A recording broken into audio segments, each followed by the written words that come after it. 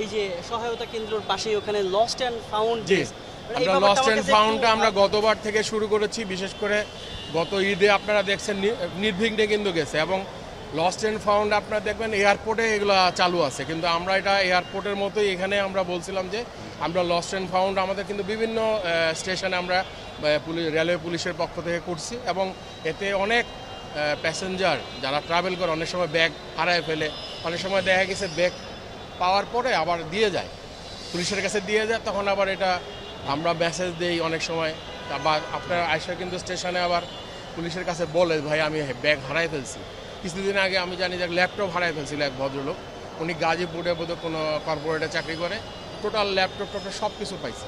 এরকম বিভিন্ন স্টেশনে অনেক সময় বাচ্চাটা হারায় যায়, পায়, মানে এটা করাতে কিন্তু অনেক উপকার হয়েছে মানুষের, কারণ আমাদের হেল্প ডেস্কের সাথে একটা লস্ট অ্যান্ড ফাউন্ড এটা আমরা চেষ্টা করতেছিলাম যে প্রতিটা স্টেশনে যেন দেওয়া যায়। তো এখন পর্যায়ক্রমে বড় স্টেশনগুলোতে আছে, আপনি অন্যান্য জেলা পর্যায়েও আছে। আচ্ছা আমরা আগে তো আসলে ভ্রমণের একটা প্রবণতা No. থাকে। এবার আসলে আপনারা কি করছেন? আমরা তো কখনো নেই, এবারও না, কখনোই না। পরিস্থিতির সাথে সব কিছু আপনি জানেন, যেমন ইজতেমার সময় দেখেন এটা তো ওভার ক্রাউডেড হয়, তো এইবার আমার মনে হয় না, লম্বা ছুটি আছে, আর রেল কর্তৃপক্ষের সাথে তো আমাদের পর্যায়ক্রমে মিটিং চলতেছি, আমার মনে হয় না অত ধরনের ঝামেলা আছে। এটা তো আমার বুঝছেন না, মতো আমরা দেখছি যে হচ্ছে সোশ্যাল মিডিয়ায় হচ্ছে টিকিট বাণিজ্য চলছে বিভিন্ন গ্রুপে। এটা আমি তো এই ওইটা আগে বিষয়ে- আমি অ্যাড্রেস করছি, আপনি হয়তো একটু লেটে আসছেন। আরেকবার যদি একটু বলতেন। আমরা আমরা আমরা এরকম মানে গত বছর অনেক এই ধরনের কালোবাজারি ধরার পরে আমরা ভিতরে ঢুকাইছি, ভিতরে মানে লিগ্যাল অ্যাকশন নেওয়ার পরে আমরা মন্ত্রণালয়কে বলেছি যে আপনারা এদেরকে কোনো জামিন দিবেন না, এবং আমাদের সাথে মন্ত্রণালয় জামিন না দেওয়াতে লাস্ট ঈদে কিন্তু যাদেরকে আমরা রোজার ঈদে ধরে মানে লিগ্যাল অ্যাকশনে গিয়েছিলাম, ওরা কিন্তু কুরবানি ঈদেও আসতে পারে নাই। এবারও আমরা অনেক কালোবাজারি এরকম ধরছি।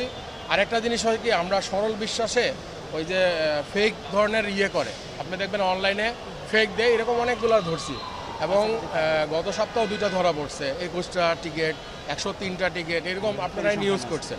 তো এটা মানে মানুষ হয় কি ট্র্যাপে পড়ে যায়, অনেকে আছে এরকম আমাদের কাছে বলে যে ভাই আমি তো টাকা দিছি, আপনি কনফার্ম না হয়ে টাকা দিলেন কেন?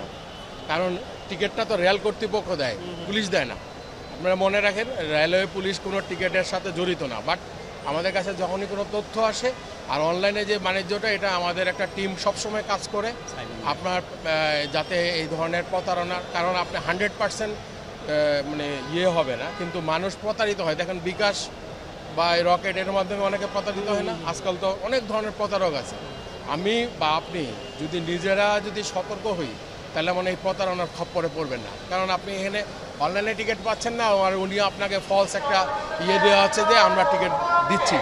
এটা আসলে জনগণ একটু নিজে যদি সচেতন হয়, এই প্রতারণা থেকে বেঁচে থাকবে। আপনার পুরো নামটা ডিজিটাল। আমার নাম মোহাম্মদ মাহবুবুর রহমান ভুইয়া, আমি ডিআইজি অপারেশন রেলওয়ে পুলিশে আছি।